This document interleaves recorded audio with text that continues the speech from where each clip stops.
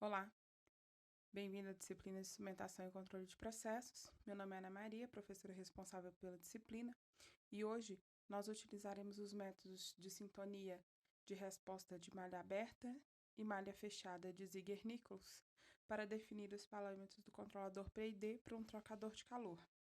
Esse trocador de calor, ele tem esta função de transferência de terceira ordem como representante da planta do meu processo, e nós utilizaremos a aproximação de um modelo de primeira ordem com tempo morto para que isso sirva como referencial para os modelos que serão definidos pelos ajustes de Ziegler-Nichols. Primeiro, a nossa referência, o nosso modelo que será considerado a aproximação, será um modelo onde eu mantenho a maior constante de tempo, que seria o 30, e as duas menores constantes de tempo, elas serão ponderadas neste modelo a partir do tempo morto. Então, o que seria o meu modelo ideal ou o modelo de referência nesse caso seria um G de S. Eu vou manter o mesmo ganho e vou incluir as duas constantes de tempo, 10 e 3, como um tempo morto, mantendo apenas a maior constante de tempo do processo como a constante de tempo do modelo. Esse seria o meu modelo de referência e ele vai ser utilizado, no nosso caso, para verificar os possíveis erros que nós temos ao utilizar esses ajustes de Ziegler-Nichols, principalmente quando nós estamos falando da malha aberta, ok? Nós faremos o seguinte, inicialmente o que foi feito aqui foi aplicar um degrau com ΔU igual a 5 nessa função de transferência na minha planta, tá? Aqui nós estamos trabalhando com uma função de transferência como a planta do processo, e eu obtive esses pontos experimentais como resposta do meu processo. Nós aplicaremos os 3 ajustes do primeiro método de Ziegler-Nichols utilizando esse gráfico para verificar quais são os parâmetros K, tal e T0 que ele me disponibiliza, ou seja, qual é o ganho, a constante de tempo e o tempo morto do modelo resultante por esses ajustes. Nós aproveitaremos para comparar isso com o nosso modelo ideal, ok? Então, o primeiro ajuste, ele vai ser feito da seguinte maneira. Nós precisamos encontrar o ponto de inflexão dessa curva, certo? E aí, para isso, basta eu verificar onde ela modifica a sua concavidade. Aqui, esse ponto está próximo desse ponto aqui, tá? Então, eu vou utilizar aqui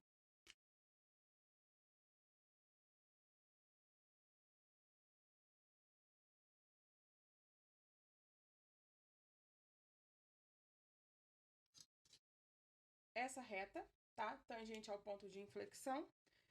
Onde essa reta cruza o eixo Y, onde essa reta cruza o eixo X, será o meu T0 do primeiro modelo. Onde ela cruza a reta do estado estacionário,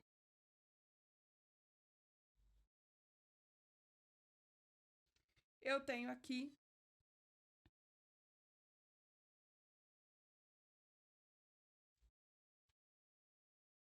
o que eu chamo de tal e T0, certo? Eu tenho, então, os seguintes parâmetros para o meu primeiro ajuste. 7,2 para T0 e o tal é a leitura que eu fiz no gráfico, onde a minha reta tangente ela cruza aquela reta do estado estacionário, menos o T0. O ganho dos meus modelos ele vai ser sempre o mesmo, ΔY sobre o ΔU. 4, então, 4 graus dividido pelo 5, que é o tamanho do degrau, tá? O meu ganho é 0,8, certo? Isso indica aqui que o meu primeiro ajuste, ele me gera o seguinte modelo: 0,8 exponencial de menos 7,2s, 54,3s mais 1.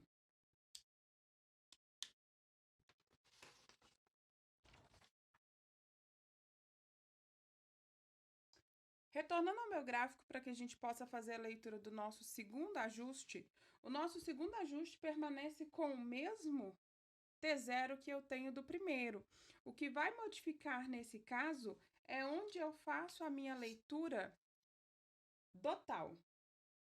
O tal, ele precisa ser lido para o segundo ajuste, onde eu consigo alcançar 63,2% desse caminho que ele tem que percorrer. Esse valor, então, ele vai ser dado pelo seguinte: 0,6632 vezes o ΔY. Isso vai dar 2,53 graus. E aí, então, quando nós fizermos a leitura pelo gráfico, nós podemos verificar qual será o novo valor de tal. Fazendo essa leitura, eu vou ter aqui aproximadamente 45 o valor de T0 mais tal. Nós teremos, então, T0 permanece os mesmos 7,2 e o tal agora 45 menos o 7,2. Isso me resulta 37,8 segundos, o que indica aqui que a minha função modelo ela é 37,8s mais 1, certo? Então, se a gente comparar primeiro a função do primeiro ajuste para o segundo, o que se modifica? Na verdade, a constante de tempo do segundo, ela é menor. Se nós considerarmos ainda o modelo ideal, que tinha uma constante de tempo igual a 30 e um tempo morto de 13, o segundo ajuste, ele se aproxima muito mais do meu modelo ideal. Vamos para a leitura do nosso terceiro ajuste no gráfico. Para o nosso terceiro ajuste, nós usaremos, além do zero. Para o terceiro ajuste, nós faremos a mesma leitura no 63,2%, mas nós também utilizaremos outro ponto fixo. Esse ponto, ele corresponde a 28,3% do caminho que eu preciso percorrer. Isso será em torno de 1,13. A nossa leitura nesse caso será mais ou menos nesse ponto. Aqui eu tenho 1,13. Eu faço a leitura, então, desse tempo. Esse tempo, ele será igual a 22,5 aproximadamente. Para o meu terceiro ajuste, eu vou fazer uma primeira leitura quando T1 é 0,283 vezes ΔY, e isso daqui corresponde a 1,13 graus Celsius. Esse T1, ele será 22,5, e o T2 foi feito no 0,632 do ΔY.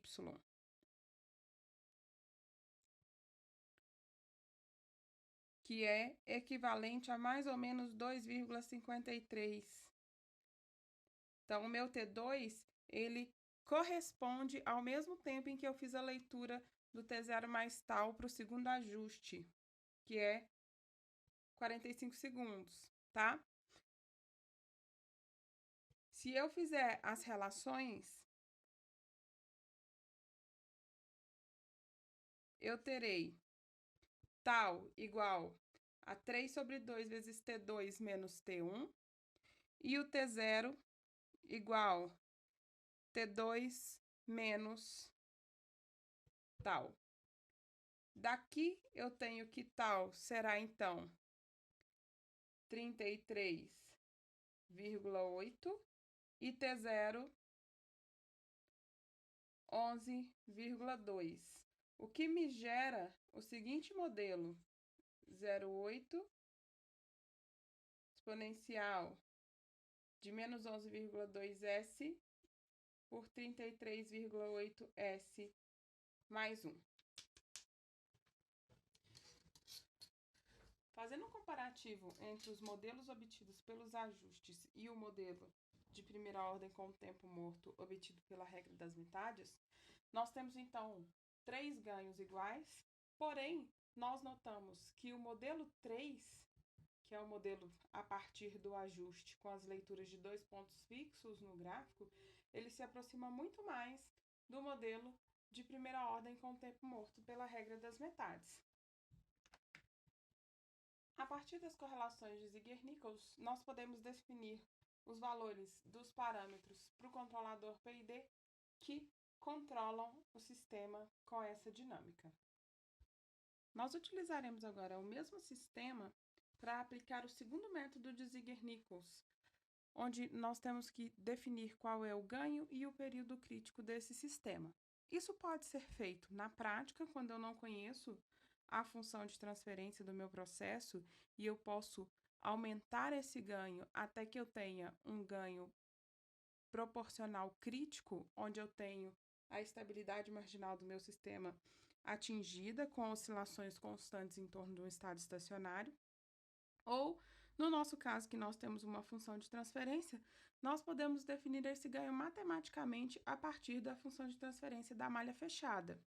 Essa função de transferência da malha fechada, ela será 1 mais o GC vezes o G, isso igual a 0. Nesse caso, para o segundo método, eu preciso desligar as ações integral e derivativa e, com o controlador unicamente proporcional, aumentar o KC até que eu encontre essa oscilação constante. Então, nós teremos aqui 1 mais KC vezes a função de transferência do processo, que é essa função de terceira ordem.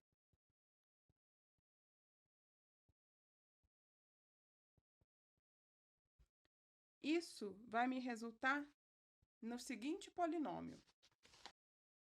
É um polinômio de terceira ordem e nós usaremos o método da substituição direta para encontrar quais são as raízes desse polinômio que atendem aí, então, os valores que atendem a minha igualdade.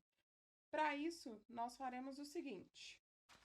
O S, ele vai ser igual a I ômega. Então, o meu polinômio, ele se torna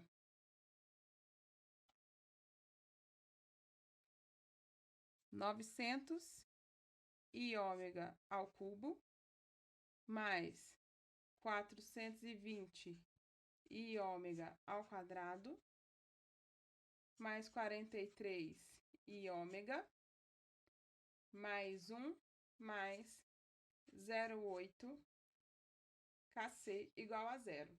Para que isso seja realmente zero, parte real e parte imaginária precisam ser zero. Então, nós vamos primeiro separar essas duas partes. Isso daqui se torna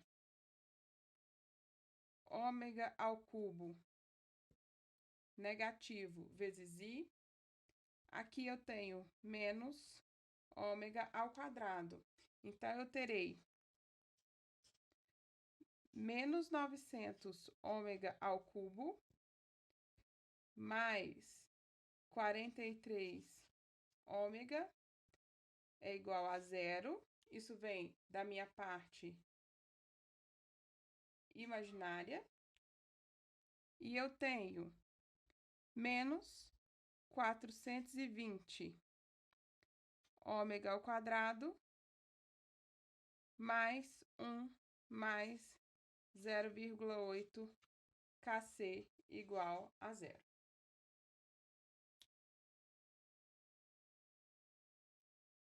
Parte real. Resolvendo a primeira equação da parte imaginária, eu tenho o seguinte. Colocando o ômega em evidência, 900 ômega ao quadrado mais 43 é igual a zero, onde eu tenho as seguintes raízes. Ômega é igual a zero, para essa primeira igualdade. E aqui eu tenho que ômega é igual a menos 0,219 aproximadamente. E ômega é igual a 0,219. Nesse caso, pelo significado físico de ômega, que é a frequência, apenas esse último vai ser considerado e será o meu ômega U. O Kc, basta eu substituir nessa equação da parte real. Então, eu vou ter menos 420 vezes 0,219 ao quadrado, mais 1, mais 0,8 Kc, isso é igual a zero.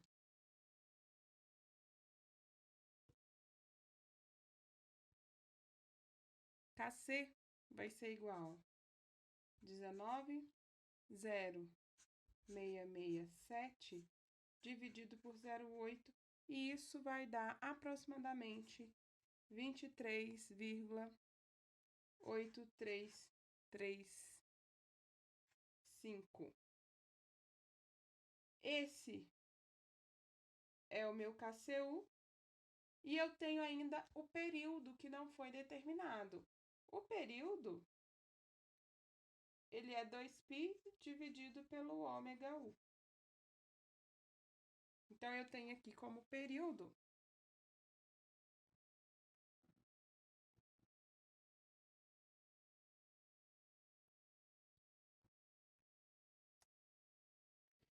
igual a 28,69, aproximadamente. Definido KCU, definido período, eu posso encontrar as correlações que eu tenho no meu sistema. Pelas correlações do método, eu tenho então que o Kc é KCU dividido por 1,7, tal ITU dividido por 2 e tal DTU dividido por 8. Para que a gente possa verificar o efeito desse ganho crítico, eu montei aqui um diagrama, tá? Onde eu tenho aqui como set point o número 1, e eu estou colocando um PID para atuar sobre aquela planta do trocador de calor, que é a função de terceira ordem. Nós vamos colocar aqui o valor do ganho crítico, que é 23,8335, e nós vamos zerar o integral e o derivativo, certo? Essa daqui é a resposta do meu sistema. Notem que ele oscila constantemente aqui em torno do 1, que é esse estado estacionário. O período, ele pode ser definido como a diferença entre dois picos, ok?